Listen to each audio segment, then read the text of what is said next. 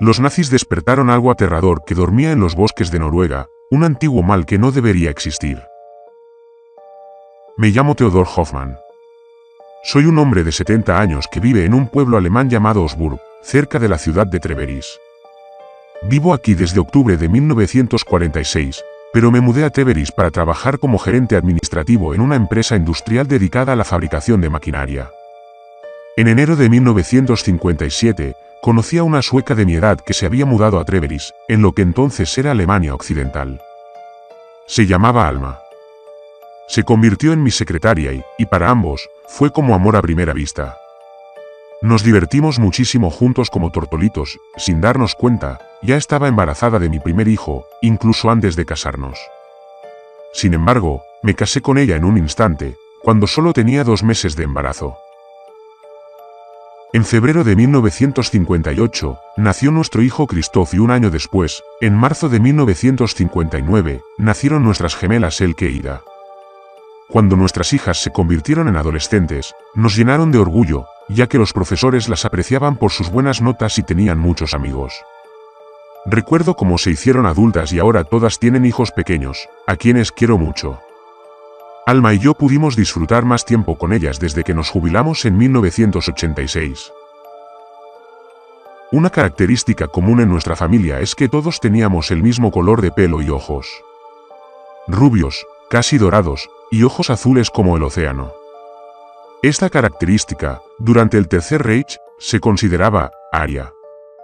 Muchos alemanes de aquella época estaban adoctrinados con la idea de que los pueblos germánicos y nórdicos eran arios y los amos del mundo. Los suecos, al ser germánicos nórdicos, también eran considerados arios por Hitler y los nazis. Fue principalmente la juventud alemana la que fue fuertemente inculcada en estas ideas, sobre todo dentro de las juventudes hitlerianas. Yo mismo fui uno de ellos. Sí, antes y en parte durante la Segunda Guerra Mundial, era un joven nazi fanático que creía firmemente que Hitler podía llevar a Alemania y a su pueblo a la grandeza.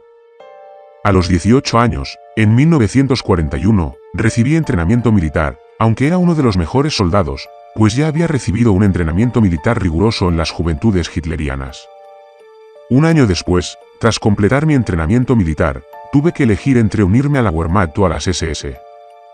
Debido a mi firme creencia en el nazismo, me uní con entusiasmo a las Waffen-SS, con el deseo de luchar en el frente oriental contra los soviéticos. Sin embargo, a pesar de todos mis deseos, varios soldados alemanes y yo fuimos enviados a la Noruega ocupada para servir como guardias fronterizos con Suecia. Nuestro trabajo consistía en asegurar que ningún noruego huyera a Suecia, un país ocupado. Detestaba el trabajo, pues ansiaba luchar contra los rusos con tanta vehemencia, pues entonces los consideraba Untermenschen, infrahumanos. Sin embargo, no estaba solo. Los compañeros soldados de mi pequeño batallón querían luchar en el frente en lugar de custodiar una frontera donde otros nórdicos arios intentarían huir a otro país con sus compatriotas nórdicos arios. El batallón de las SS en el que estuve se llamaba SS Batallón Blutwall, traducido al español como Batallón SS Bosque Sangriento.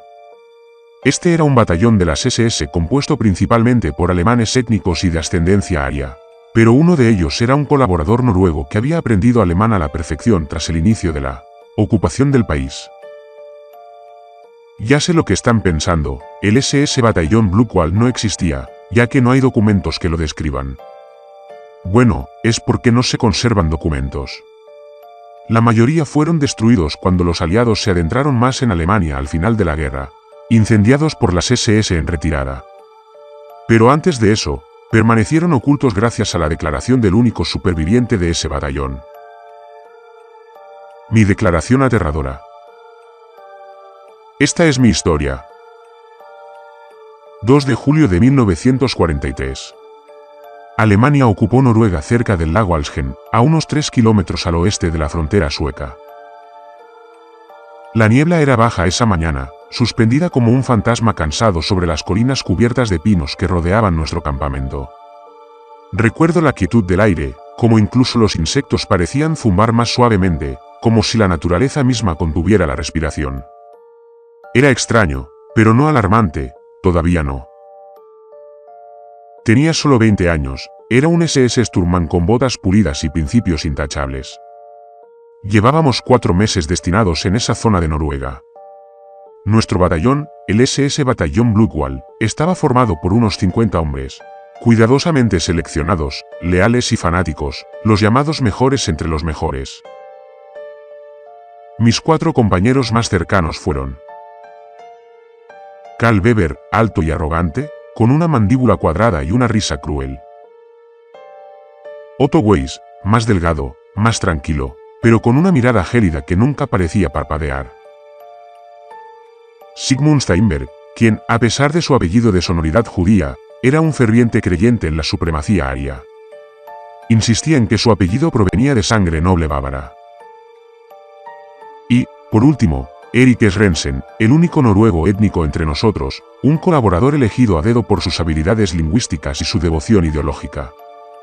Podía recitar Mi lucha en la fogata de la noche mejor que la mayoría de los alemanes que conocía. Compartíamos una frustración, el aburrimiento.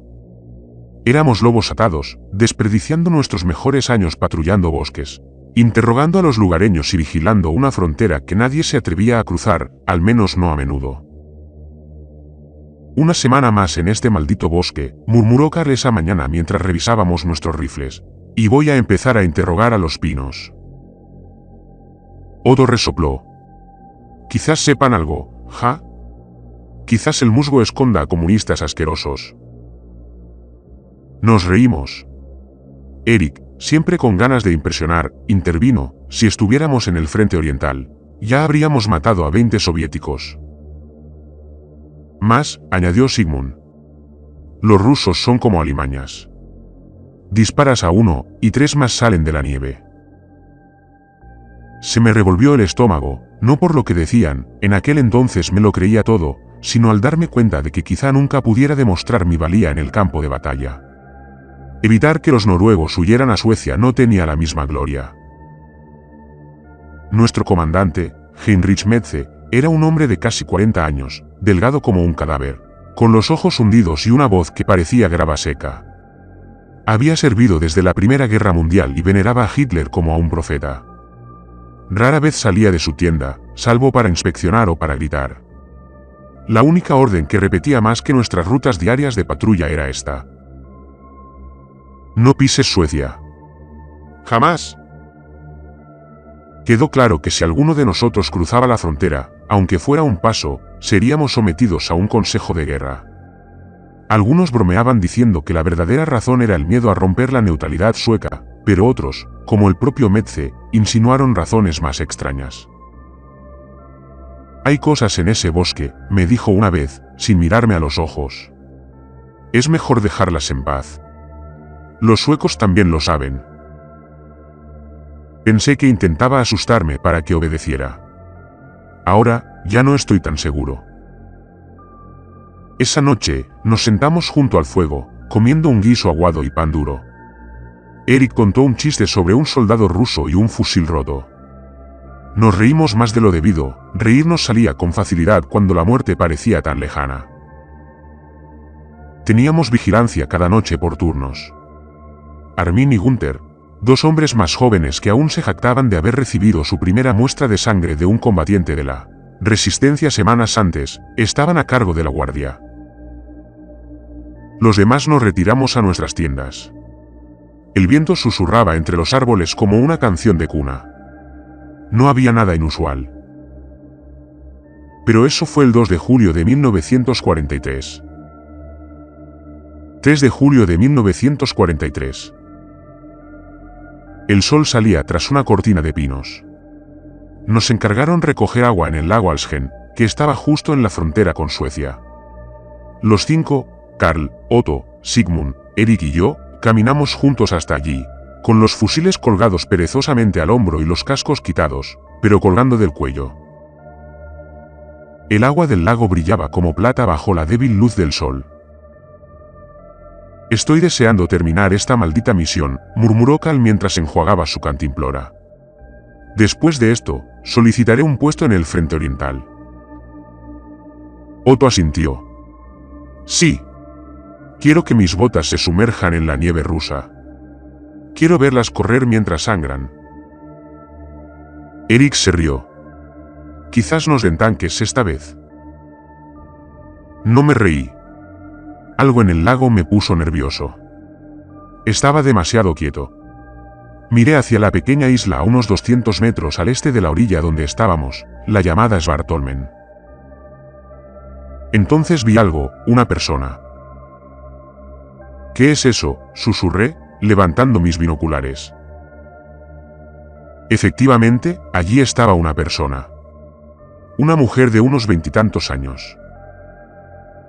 Estaba descalza sobre las rocas, con lo que parecía un vestido blanco que se le pegaba al cuerpo como si estuviera húmedo. Su piel era pálida, no enfermiza, sino radiante, brillando contra la oscuridad del agua. Era alta, esbelta, elegante. Y aunque sus rasgos faciales eran demasiado distantes para distinguirlos con claridad, su figura, su postura, irradiaba belleza. Parecía una mujer aria perfecta, excepto que no lo era. Ese maldito cabello largo y negro como el carbón que cubría su espalda estaba fuera de lugar entre su apariencia por lo demás nórdica. Carl se acercó a mí y silbó. ¡Guau! ¡Qué vista tan hermosa, camaradas! No es rubia, murmuré bajando los binoculares. No tiene por qué serlo, dijo Carl. Es la diosa Freya en persona. No seas ridículo, Carl, espeté. Ninguna mujer aria tiene el pelo así. Seguro que está teñido, dijo Eric, entrecerrando los ojos. Quizás sea sueca. O quizás Ami. Mira qué quieta está, murmuró Otto. No se ha movido ni una vez. Tenía razón. La mujer no se inquietaba. No caminaba de un lado a otro. Ni siquiera parecía respirar. Sigmund dijo, ¿por qué estaría una mujer aquí? ¿Sola? Sin canoa. Sin humo. Sin refugio.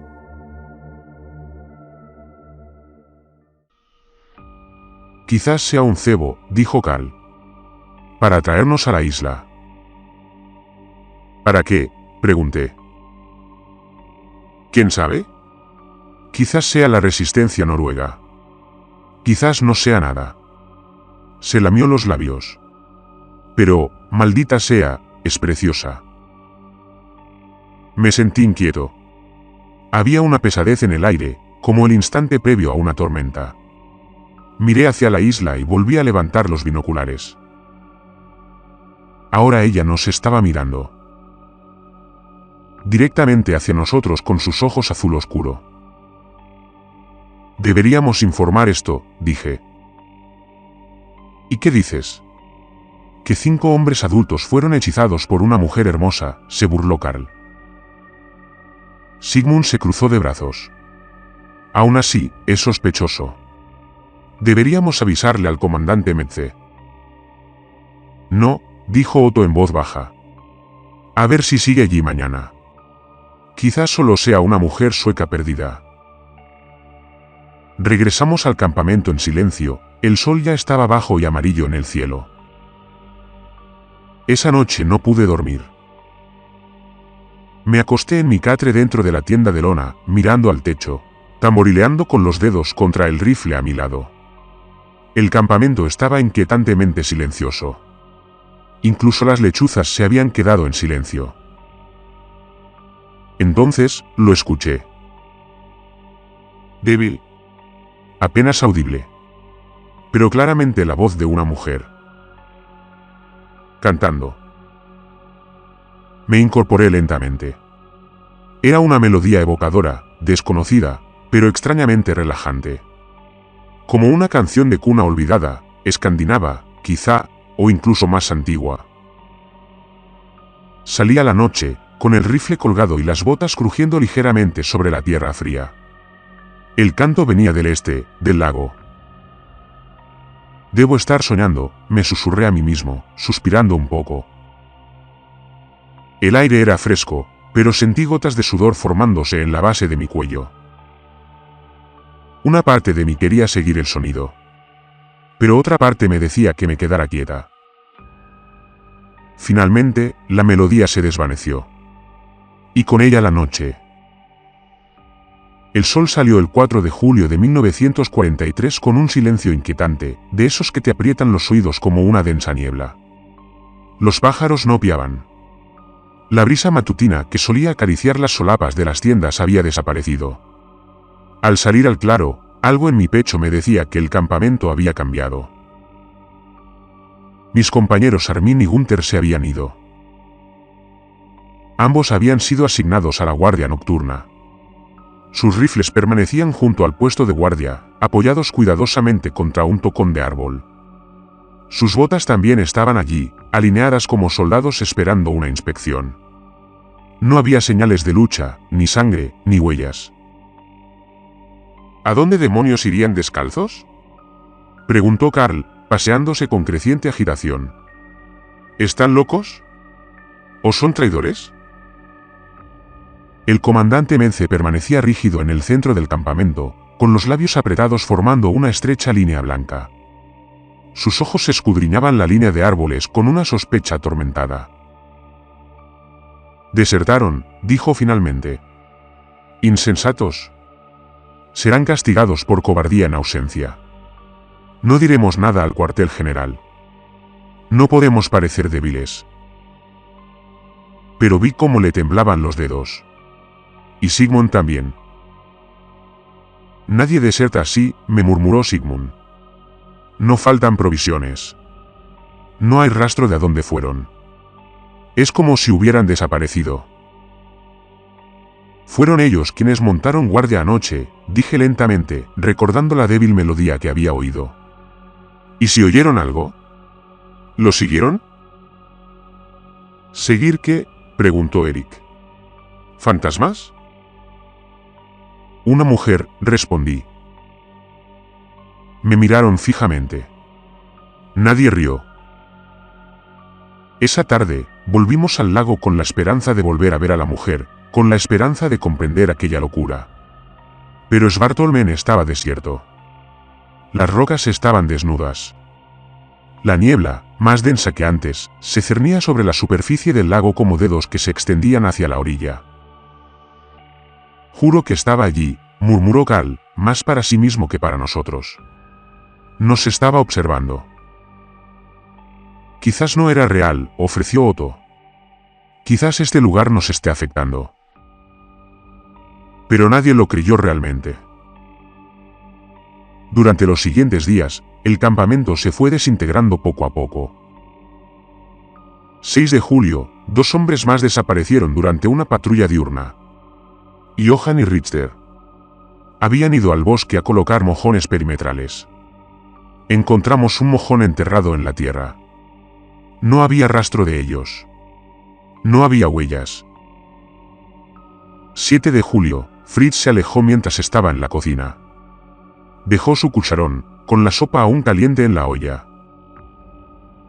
8 de julio, Helmut y Rudi, ambos desaparecidos antes del amanecer. Compartían una tienda de campaña, fueron vistos por última vez hablando en voz baja sobre los cantos. Cada desaparición fue silenciosa. Sin gritos. Sin disparos. Los hombres simplemente dejaron de existir. Para el 10 de julio, nuestros números se habían reducido a la mitad. El comandante Metze empezó a dormir con su luye debajo de la almohada. Ya no se afeitaba y hablaba en ráfagas cortas y entrecortadas. Por la noche, paseaba entre tiendas, murmurando para sí mismo sobre la pureza, el deber y la niebla. Los soldados restantes estaban deshilachados. Tar se había vuelto paranoico y se negaba a estar solo. Hizo que Eric se quedara a su lado incluso cuando hacía sus necesidades detrás de un árbol. Sigmund dejó de comer. Decía que la comida olía raro. Se quedaba sentado durante horas mirando el bosque, a veces murmurando oraciones que no eran de ningún catecismo que yo conociera. Otto limpiaba su rifle obsesivamente, incluso pulía las balas. Decía que lo tranquilizaba y le ayudaba a concentrarse. Eric empezó a dibujar símbolos en la tierra con un palo, runas nórdicas, dijo. Antiguos hechizos de protección. No le pregunté cómo los conocía. Hay algo antiguo en esos árboles, me dijo una noche. Los lugareños nunca se acercan a Alsgen. Nos advirtieron. No hicimos caso. ¿Qué es?, pregunté. No es una mujer, susurró. Es otra cosa. Y no nos quiere aquí. Esa noche me desperté nuevamente con el canto. Estaba más cerca. No eran solo notas tenues llevadas por el viento, sino palabras nítidas y melódicas. No era alemán. No era noruego. La lengua era más antigua, más primitiva. Me heló la espalda como dedos helados que me arrastraban por las vértebras. No salí de la tienda. Ni siquiera me incorporé. Simplemente cerré los ojos con fuerza y recé en silencio al dios germánico / nórdico Donar, también conocido como Thor, para que me protegiera y aguantara hasta la mañana siguiente. El 12 de julio, encontramos un rastro de uniformes en el bosque. 3 túnicas, 3 cascos, 3 cinturones. Ningún cuerpo. Ni sangre. Solo el olor a musgo y algo dulce debajo, como flores pudriéndose al sol. Eric se agachó y recogió un trozo de papel atrapado en la raíz de un árbol. Era un boceto, líneas temblorosas, pero inconfundibles. Mostraba a la mujer del lago. Pero en ella, creciendo de su cabeza, había cuernos. No estamos tratando con nada humano, dijo Eric, expresando finalmente lo que el resto de nosotros habíamos temido. ¿Qué quiere?, preguntó Otto. No lo sé, dije. Pero creo que ella está eligiendo. Para el 13 de julio solo quedábamos 11. Esa noche, el bosque cambió. Los árboles crujían aunque no había viento. Las sombras eran extrañas, más largas de lo debido, retorciéndose y arrastrándose como si estuvieran vivas. Karl y Sigmund montaban guardia mientras yo intentaba descansar. Otto murmuraba en sueños. Eric permanecía despierto, susurrando nombres en la oscuridad. Oímos movimiento entre los árboles. No eran pasos. No eran animales. Algo más pesado, más lento. Como un paño húmedo arrastrado por la maleza. Sigmund disparó su rifle hacia el bosque. Una vez. 2 veces.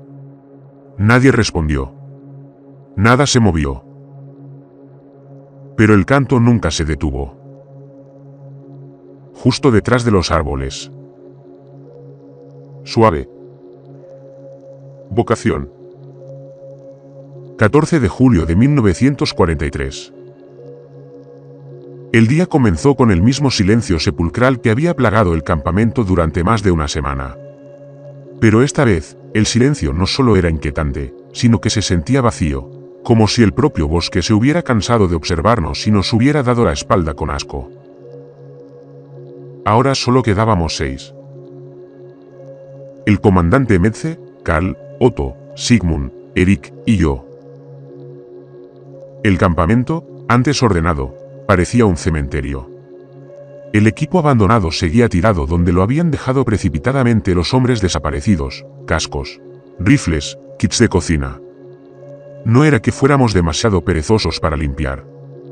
Era superstición. Nadie se atrevía a tocar las pertenencias de los desaparecidos. Era como manipular a los muertos.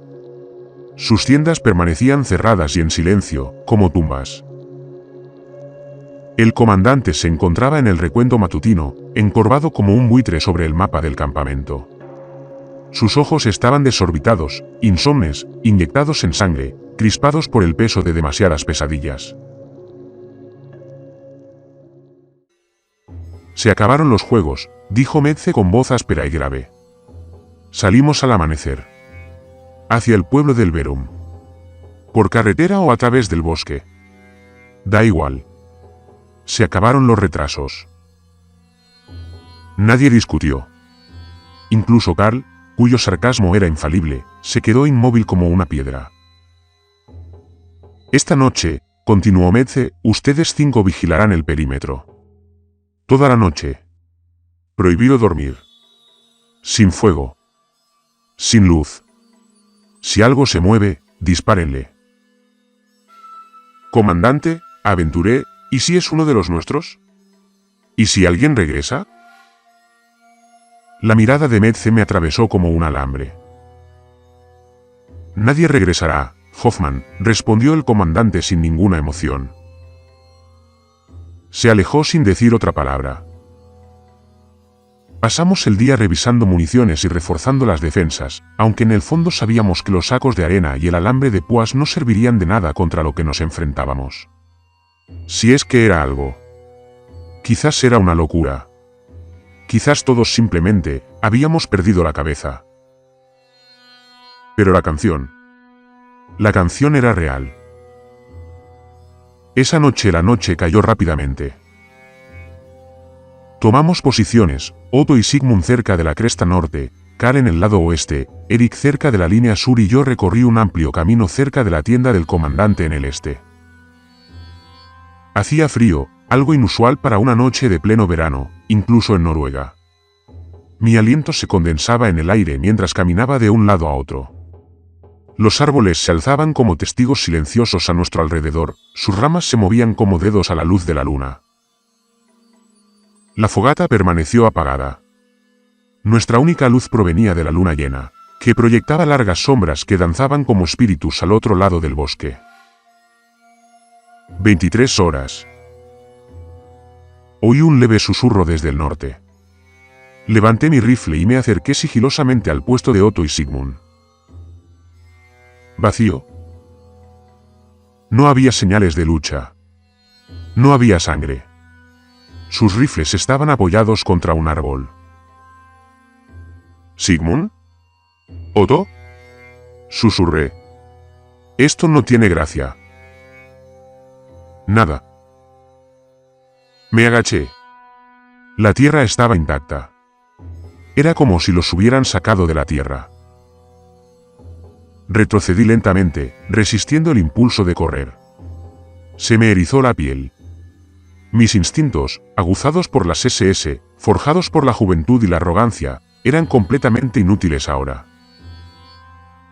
23:41. Una fuerte ráfaga de viento azotó los árboles. Entonces, una voz. Débil. Llamando, Karl. Era una voz de mujer. Corrí hacia el oeste. La posición de Karl estaba en silencio, su rifle apoyado contra un tocón. Pero él se había ido. Me giré en el sitio, con el corazón latiéndome con fuerza. Mi dedo descansaba sobre el gatillo de mi carabiner 98K, listo para dispararse al menor movimiento. Algo pasó rozando mi oreja. Un susurro. No son palabras. Solo un sonido. Como un aliento. Como la seda arrastrándose por la escarcha. Erik, murmuré, sin siquiera creerlo yo mismo. Corrí hacia el sur. Él también se había ido. Así sin más. Como si nunca hubieran existido. A las 00:30 del 15 de julio, me encontraba solo en medio del campamento. El silencio era ensordecedor. Mis oídos aguzaban el oído para captar cualquier sonido, cualquier indicio de que no estaba completamente solo en este maldito bosque. Me quedé mirando la tienda de Metze. Todos los músculos de mi cuerpo se tensaron. No quería entrar. Tenía miedo de lo que encontraría o, peor aún, de lo que no encontraría. Pero tenía que saberlo. Entré. La tienda estaba vacía. La mesa de mapas estaba volcada. Los papeles de Metze estaban esparcidos como hojas de otoño. Zuluy había desaparecido. Él también. Desaparecido.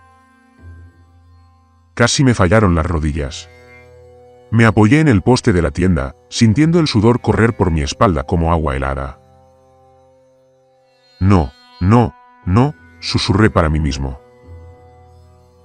Salí tambaleándome, respirando con dificultad y agarrando mi rifle como si fuera un talismán.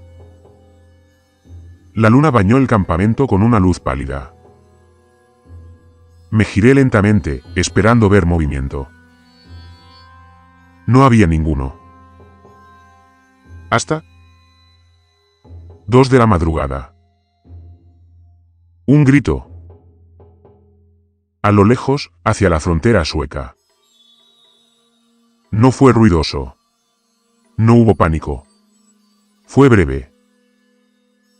Pero era inconfundiblemente humano. Y masculino.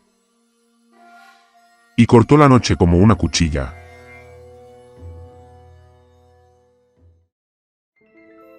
Me quedé congelado, escuchando. El bosque se tragó el eco. Sabía lo que debía hacer, quedarme allí en el campamento, esperar el amanecer e intentar sobrevivir. Pero algo dentro de mí, algo que al mismo tiempo era miedo y deber, me decía que me moviera. Y así lo hice. Con el rifle en alto y la respiración agitada, entré en el bosque. Solo. Y lo que encontraría más allá de esos árboles me cambiaría a mí y a mis puntos de vista fanáticos para siempre. Me moví entre los árboles como un fantasma, mis botas casi en silencio sobre el suelo del bosque. Cada paso hacia el este llevaba el peso del miedo oprimiendo mi columna vertebral. El grito aún resonaba en mis oídos, aunque no lo había vuelto a oír desde el primer y breve llanto. Los árboles se volvieron más densos. Raíces nudosas se retorcían del suelo como venas negras. El aire se volvió más frío. Mis manos temblaban sobre la culata de mi rifle, mi aliento se nublaba ante mí como si hubiera entrado en una estación completamente diferente. Entonces lo escuché. Un susurro. Suave. Femenina. Theo. Mi nombre. Pronunciado con la voz de alguien que no había escuchado en casi media década. Helga, dije en voz alta, con la voz quebrada. Me quedé congelado. Y allí estaba ella. De pie entre 2 árboles delante de mí. Mi hermana menor, Helga. Era igual que la recordaba de cuando tenía 15 años, rubia, de ojos brillantes, con su vestido de verano favorito.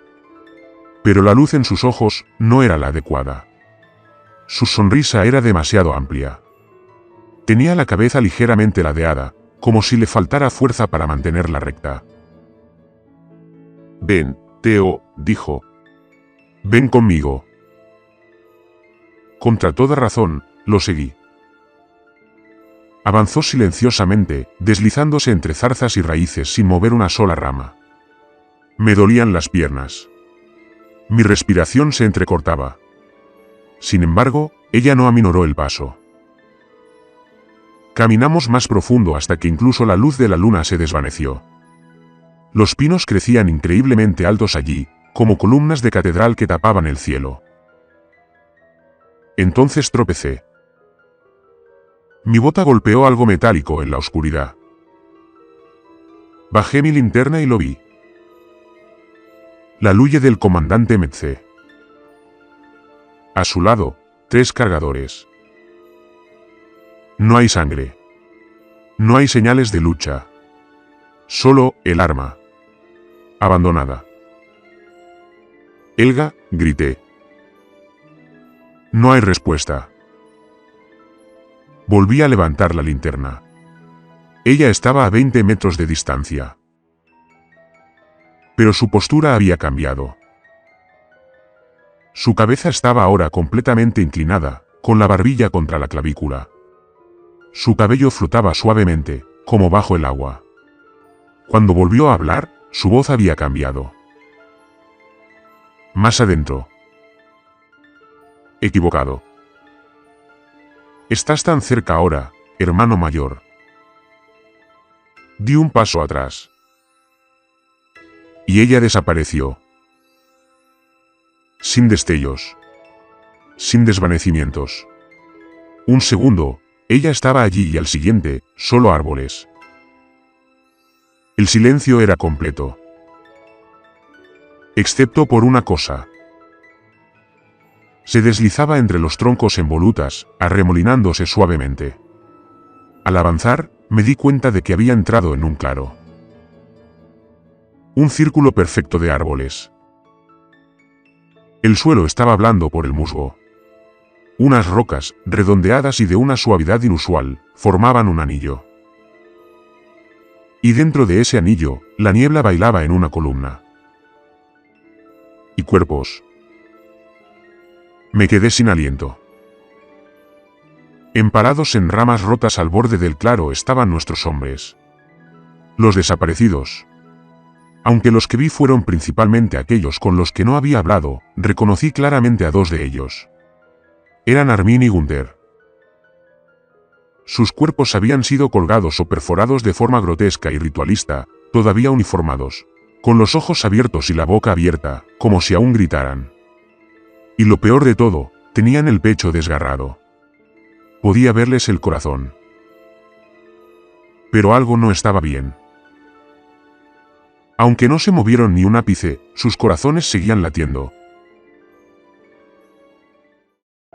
Quería correr y gritar. Pero no pude. Porque la luz de la luna se abrió paso entre los árboles en ese momento. Iluminó algo en el centro. De pie entre las piedras. Vuelve a mí. La mujer.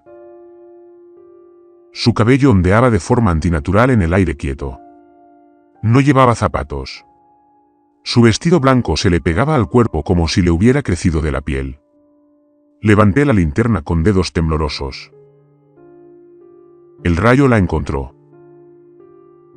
Ella no se movió. ¿Quién? ¿Qué eres, Grazne? Entonces ocurrió algo antinatural. El vestido se marchitó, convirtiéndose en hojas y enredaderas oscuras que se enroscaban a su alrededor como seres vivos. Su piel ya no era pálida, brillaba como corteza y nieve. Le creció una cola larga y enroscada como la de una serpiente. De su cabeza surgían dos cuernos, curvados como las astas de un ciervo, aunque más cortos. Ella también creció el doble de su tamaño. Pero lo peor de todo, una parte de su espalda estaba abierta. Una cavidad de luz brillante pulsaba desde dentro de ella, y en el centro de esa horrible hendidura, un corazón. Rojo. Latiendo. Vivo. Ella se levantó y volvió su mirada hacia mí. Unos ojos como lunas gemelas se abrieron y se fijaron en mis ojos azules. Luego ella empezó a levantarse. Su cuerpo levitó silenciosamente y con gracia hasta quedar suspendido 3 metros sobre el anillo de piedra. Apreté con más fuerza mi carabiner 98K. Sabía, sin lugar a dudas, que estaba contemplando el rostro de algo que había vivido mucho antes del hombre. Y yo sabía que tenía que luchar contra ello. Justo cuando supe que debía luchar contra la criatura femenina, susurró algo en un lenguaje que no pude entender.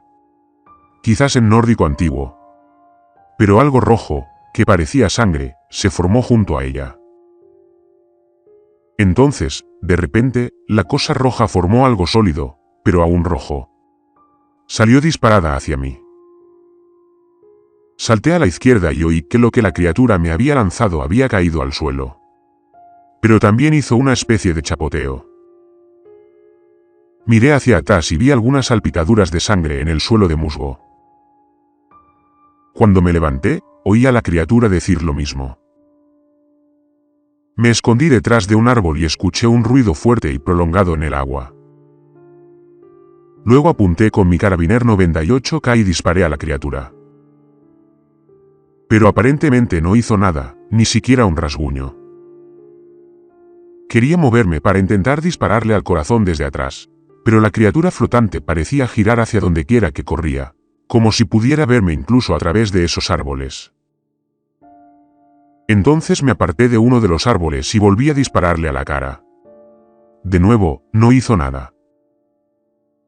Sin embargo, después de dispararle, noté que unas líneas rojas, que también parecían sangre, la conectaban con los árboles. Eso no puede ser cierto, me dije a mí mismo, los árboles no tienen sangre. Entonces la criatura dijo algo más que no pude entender. No sé cómo sucedió, pero en varios lugares a mi alrededor, un líquido rojo comenzó a burbujear desde el suelo. Y de ese líquido rojo salieron unos picos rojos grandes. Sabía que tenía que correr, ya que esos picos podrían incluso salir por debajo de mí y entonces estaría perdido. A pesar de que estaba luchando contra algo, no sé si mi alma iría al Valhalla si muriera en esta pelea, ya que estoy muerto de miedo y tal vez esta criatura incluso tomaría mi alma para ella. Después de que las púas se detuvieran, volví a dispararle a la cabeza. Una vez más, no hizo nada y las líneas rojos sangre reaparecieron. Como si la protegieran de algún modo de los ataques. Fue entonces cuando lo vi. El corazón de uno de mis colegas muertos brillaba en rojo. Esta cosa, murmuré para mí mismo, se alimenta de la sangre de sus víctimas, que sale del corazón. Para ahorrar las balas de mi carabiner 98K, utilicé la Luye de Metze y disparé una bala al corazón de uno de mis compañeros caídos. El corazón salpicó un poco de sangre, pero luego, todo el cuerpo de mi camarada se desvaneció en muestras de sangre que volaron por el aire y fueron absorbidas por la criatura. Sabía lo que tenía que hacer ahora, destruir todos los cuerpos disparando a los corazones y cuando desaparecieran, podría disparar a la criatura. Fue entonces cuando la criatura dijo en voz alta y susurró algo más. Vi sangre hirviendo dentro del anillo de rocas y luego, esa sangre se convirtió en humo negro que se extendió en un círculo. Salté sobre el humo. Lo esquivé por poco. Sabía que tal vez sabía cómo vencerlo. Me escondí de los ataques de la criatura, mientras destruía los cuerpos de mis antiguos camaradas. Pero no los vi a todos. No vi a Karl, Otto, Sigmund, Erik, ni siquiera al comandante Metze.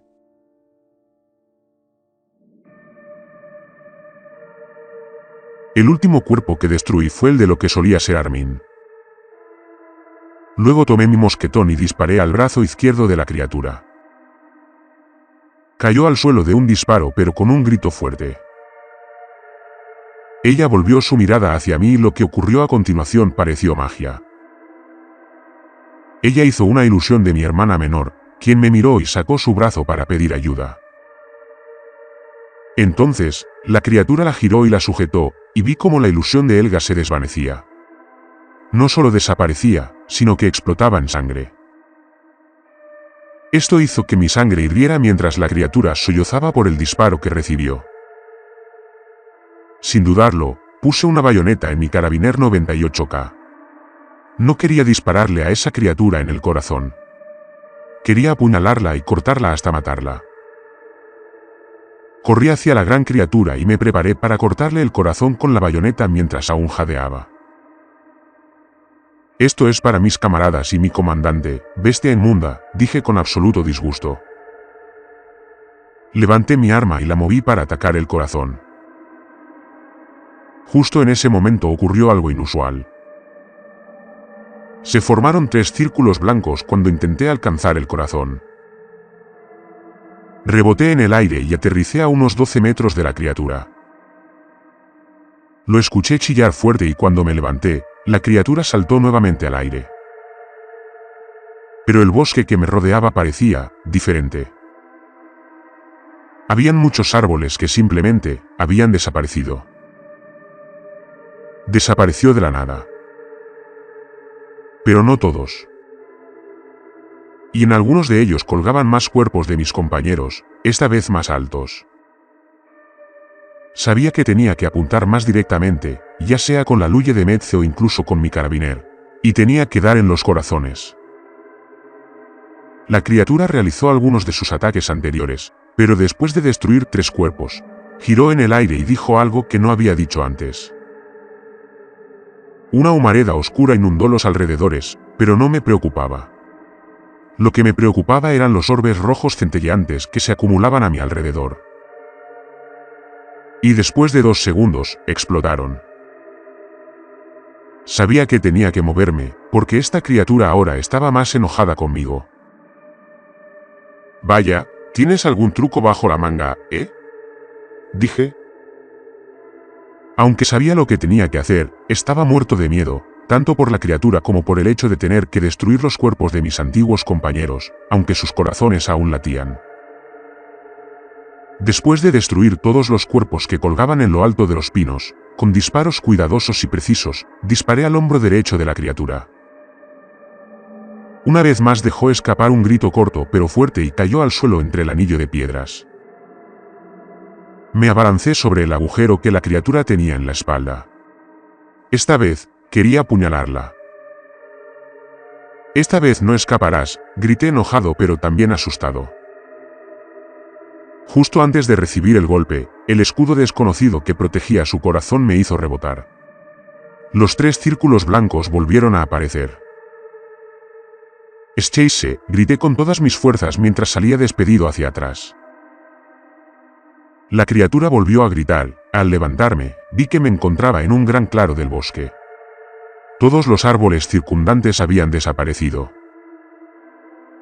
La luz de la luna llena ahora brillaba claramente sobre mí y la criatura. Entonces, la criatura volvió a elevarse e invocó 8 cuerpos más que no había visto antes. Esos cuerpos flotaron en círculo alrededor de la criatura. Y juro que de esos 8 cuerpos estaban Carl, Otto, Sigmund, Eric y hasta el comandante Metze. Los cuerpos ahora estaban más cerca y pude derribar a los primeros 2 con facilidad con la luye de Metze. Entonces, la criatura levantó los brazos en el aire y dijo algo que no había oído antes, más fuerte esta vez. Después de eso, vi rayos de luz blanca, tan blancos como la luna, cayendo del cielo mismo. Habían docenas de ellos. Logré esquivarlos a todos y destruir el cuerpo de Carl en el proceso. Continué así mientras la criatura ahora estaba usando todos sus ataques, a excepción de aquel en el que me arrojó esa sangre que tuvo el impacto de una piedra. Finalmente, después de que el último cuerpo, el del comandante Metze, fue destruido, disparé a la criatura en el estómago con la última bala de mi carabiner 98K. La criatura cayó al suelo una vez más y cargué contra ella a toda velocidad. Pero cuando salté hacia ella, reboté hacia atrás y volé unos 15 metros hacia atrás. Pero esta vez la criatura no se levantó. Permaneció inmóvil, abatida. Me di cuenta de esto. Al levantarme, volví a la carga. Salté sobre la criatura y la apuñalé en el corazón a través del agujero en su espalda. Esta vez, lo atravesé. Esta vez, salió sangre. La criatura dejó escapar un fuerte chillido y me tambaleé hacia atrás. Pero ella no se defendió, sino que se arrastró por el suelo. Al final se giró hacia mí y yo estaba encima de ella. Ella estaba sollozando. Y por última vez, mis instintos asesinos de las SS tomaron el control. La apuñalé varias veces en el pecho con puro sadismo pero también dolor y miedo. Y después de lo que parecieron horas, finalmente puse la bayoneta de mi carabiner 98K en su cabeza con toda su fuerza. Después de eso, jadeé durante unos 5 minutos. Entonces me desplomé. Antes de que mis ojos se cerraran, vi una vez más el cuerpo de la criatura muerta y la luz de la luna llena brillando sobre él. Al abrir los ojos, los primeros rayos de sol se filtraban entre los árboles lejanos. El rocío cubría la tierra y el aire estaba quieto. Mis músculos gritaban al rodar de lado. La criatura estaba allí. Pero ella ya no era de carne y hueso. Se había desplomado en el suelo musgoso, su cuerpo aún conservaba su forma humanoide. Pero estaba hecha completamente de musgo. Sus vides ahora estaban florecidas. Brillantes flores azules y blancas brotaban de donde una vez estuvieron sus cuernos. Y, sin embargo, su forma seguía siendo inconfundible. Un eco inquietante de la criatura que había matado. No me moví durante casi 20 minutos. Me quedé allí tumbado, respirando, observando cómo la mujer musgosa empezaba a difuminarse con la vegetación que la rodeaba. Como si el bosque la reclamara. Finalmente, agarré mi carabiner 98K vacía, hundí la culata en el suelo y me puse de pie. Me dolía todo el cuerpo, mi uniforme estaba roto, ensangrentado, cubierto de tierra y pólvora. Miré al este una última vez, hacia el lugar de descanso de la criatura, y luego le di la espalda al sol naciente. Necesitaba ir al oeste. Al asentamiento más cercano. Me tambaleé entre los árboles. El bosque estaba de nuevo inquietantemente silencioso, pero ya no de una forma inquietante. Se sentía casi limpio. Pero no lo estaba. Jadeé con fuerza. El recuerdo de lo que había hecho se me pegaba a la piel. Y entonces los vi, atisbos de sus rostros, Karl, Otto, Sigmund, Erik, el comandante Metze. Sus cuerpos, sus corazones. El dolor me arañó la garganta y vomité violentamente contra la base de un grueso pino, sollozando y vomitando todo lo que podía. Lo siento, susurré con lágrimas en los ojos. No quería. No quería. Pero el bosque no dio respuesta. Avancé con dificultad, cada paso más lento. Finalmente pude vislumbrar por primera vez la parte oriental del lago Alsgen. Pero entonces... ¡Stanna! Una voz ladró detrás de mí. Me quedé congelado. Manos arriba, me giré lentamente. 5 soldados suecos estaban en la línea de árboles, apuntándome con sus fusiles. Uno me apuntaba con un Mauser sueco directamente al pecho. Creo que esta noche, sin darme cuenta, he pisado suelo sueco. Me ladró algo en sueco, órdenes cortas y cortantes. No entendí. Las palabras se me enredaron en los oídos. No, no lo entiendo, murmuré en alemán. No bajaron las armas. Otro soldado sueco se adelantó y dijo algo más suave. Todavía incomprensible. Pero por su tono, deduje una cosa, no querían que volviera a estar en su territorio. Después de una pausa tensa, bajaron los rifles y me hicieron un gesto para que retrocediera, hacia la frontera. Obedecí. El resto del día caminé hacia el oeste, cada paso pesado. El bosque parecía interminable. Pasé junto a rocas, arroyos y árboles caídos que no recordaba haber visto antes. Era como si el camino hubiera cambiado. Mi brújula estaba rota. ¿Mi mente? Quizás también. Por la noche, me acurruqué bajo los árboles, con el rifle en el regazo, temblando. No soñé. Ni con Helga. Ni con la criatura. Solo, vacío. Tras 3 días deambulando, finalmente me topé con un camino de tierra. Mis botas pisaron grava. Y más allá, vi el pueblo del Verum. Fue entonces cuando me derrumbé. Los soldados de las SS de la guarnición local me encontraron cerca del camino. Corrieron hacia mí, gritándome preguntas. Levanté la vista, y me desmayé. 4 días después, desperté en un pequeño hospital militar en el Verum. Sábanas blancas. Una ventana alta. Una enfermera que nunca sonreía. Me quedé allí una semana. Recuperándome. Recordando. Entonces vino el golpe. 2 hombres de las SS con uniforme negro me condujeron a una pequeña habitación de paredes grises. Solo había un hombre dentro. Wilhelm Redies, jefe de las SS y la policía de la Noruega ocupada. Un hombre imponente y temible. Sus ojos me observaban con frío interés. Hoffmann, dijo. Eres el único superviviente del SS Batallón Bluqual. Él no amenazó. Él no gritó. En lugar de eso, hizo que un guardia de las SS me conectara a un detector de mentiras. Le conté todo. La mujer. El canto. Los cuerpos flotando. El corazón de la criatura. Lo que tuve que hacer para sobrevivir.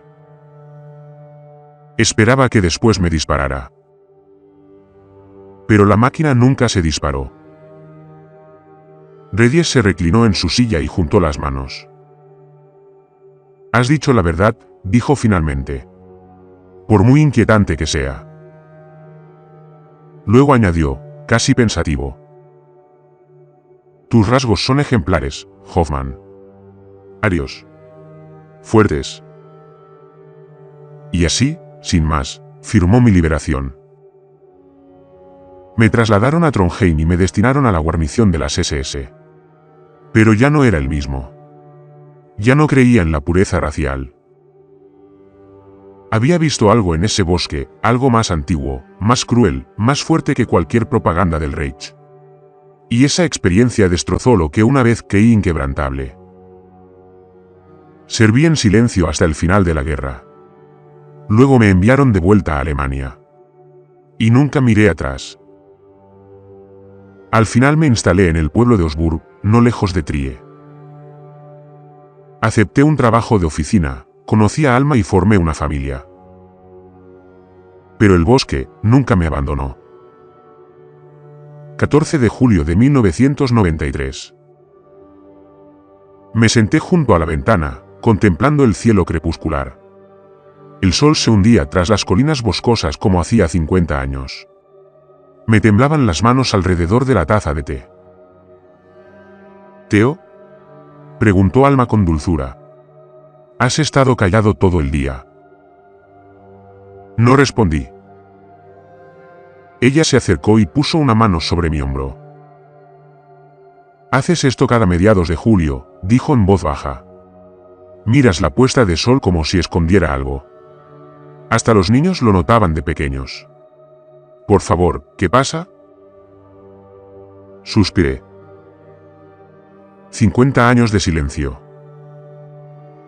«¿Quieres saber la verdad, Alma?», pregunté. Ella asintió. «Sí». Así que se lo dije. Todo. El bosque. Mis camaradas. La criatura. La sangre. El musgo. Al terminar, esperé la risa. La incredulidad. La compasión. En cambio, el rostro de Alma estaba pálido. «Tuviste suerte», susurró. «Mucha suerte». Parpadeé con incredulidad. «¿Me crees, querida?». Ella asintió lentamente. «Lo que encontraste esa noche fue un escogra», dijo. «¿Un qué?», pregunté estupefacto. Una escogra es un espíritu del bosque que cambia de forma, propio del folclore sueco. Se presenta como una mujer joven, hermosa y mayormente morena. A veces canta. A veces susurra. Pero los hombres que la siguen al bosque nunca regresan. La miré fijamente. ¿Por qué no pudo poseerme con su canto? Alma me miró con una sonrisa extraña. ¿Por qué no creíste que fuera hermosa? No del todo. No de verdad. Viste su cabello negro y la consideraste impura. Me quedé congelado. ¿Mi adoctrinamiento, mi fanatismo, me salvó?, murmuré. Ella asintió. Qué ironía, ¿verdad? Esa noche volví a la ventana. Las estrellas brillaban. El viento silbaba entre los árboles más allá del campo. Y por primera vez en 50 años, le susurré a la oscuridad, descansa ahora. Tu bosque te pertenece de nuevo. Y en el silencio que siguió, pensé que lo oí.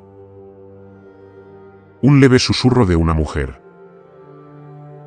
Uno suave. Pero nunca volvería a seguirlo.